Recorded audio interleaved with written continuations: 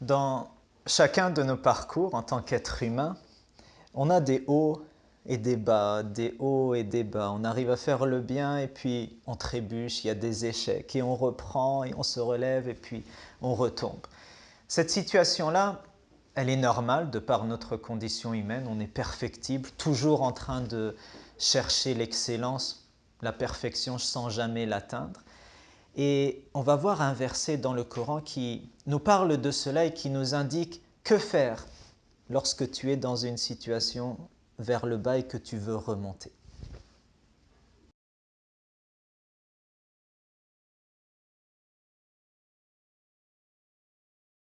Salam alaikum wa rahmatullah, que la paix soit sur vous. Dans cette série, un verset, une leçon, il y a une partie d'un verset de Surat Hud qui dit une règle en or là qu'on pourrait inscrire dans notre chambre et toujours l'avoir en présence d'esprit. Innal hasanat yudhibna as-sayyi'at. Les bonnes actions dissipent les mauvaises. Et ce que ça veut dire, comme on disait au début, c'est qu'on va avoir des hauts et des bas et on ne peut échapper à ce cheminement dans la vie. Et ce que Dieu nous demande, c'est de réparer les erreurs, de ne pas s'arrêter lorsqu'on trébuche, de perdre espoir. Il ne s'agit pas de se condamner puis de laisser tomber. Il s'agit de se relever, quoi qu'il arrive, de se responsabiliser et de faire le bien afin qu'il efface le mal qu'on a pu faire. Maintenant, cette règle-là, on peut la comprendre au moins de deux manières. La première, c'est que le fait de faire le bien, on va occuper notre temps, on va se créer de nouvelles habitudes, on va prendre plaisir à faire le bien et naturellement le mal, il va se dissiper de notre vie et puis on ne va plus avoir goût.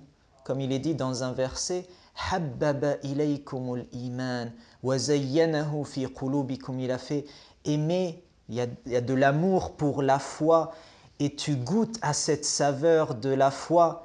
وَكَرَّهَ إِلَيْكُمُ الْكُفْرَ وَالْفُسُوقَ وَالْعِصْيَانَ et tout ce qui est mauvais, désobéissance et le fait d'être dans la négation des biens, l'arrogance, tout cela, vous le détestez. À force de faire le bien et de goûter à la saveur de ce bien-là, tu ne vas même plus pouvoir prendre plaisir à faire le mal. Tu vas occuper ton temps dans le bien tellement que tu n'auras même plus le temps de penser à faire autre chose. Donc ça, c'est une première compréhension. Fais le bien, il va te permettre de ne pas faire le mal et comme on disait, de créer de nouvelles habitudes, etc. Deuxième compréhension, et c'est peut-être la première compréhension qui vient à notre esprit, c'est que les bonnes actions effacent les péchés qui se sont inscrits dans notre bilan d'action. Vous savez, l'être humain, il est entre faire le bien, les hasanat, et c'est inscrit, et faire le mal, des sayyi'at, et c'est inscrit aussi. Eh bien, le simple fait de faire des hasanat efface les mauvaises actions qui ont pu être inscrites sur ton bilan d'action. Maintenant, les savants ont donné des précisions. Il y a au moins deux exceptions à cela. La première, c'est les grands péchés. En arabe, al-kaba'ir. Des grands péchés, il doit y avoir une tauba, un repentir sincère et en bonne et due forme avec toutes les règles qu'il faut pour les effacer. Et la deuxième chose, et qui est inclus dans le repentir, c'est que le simple fait de faire les bonnes actions n'efface pas les mauvaises qui concernent des gens. Si j'ai privé quelqu'un de son droit, il ne suffit pas que je fasse le bien pour que je sois pardonné. Le jour du jugement est déjà ici-bas. Il faut que je fasse l'effort de demander pardon. Il faut que je fasse le maximum pour que la personne accepte de pardonner ce que je lui ai fait comme tort. Et en ce sens, si tu as fait du mal à quelqu'un, sache que c'est comme des cicatrices. Et il y a des vers de poésie qui te disent les cicatrices physiques, elles partent avec le temps. Mais les cicatrices que laissent les maux, les blessures que psychologique, moral que tu laisses dans le cœur de ton frère ou de ta sœur, parfois il reste jusqu'à jamais.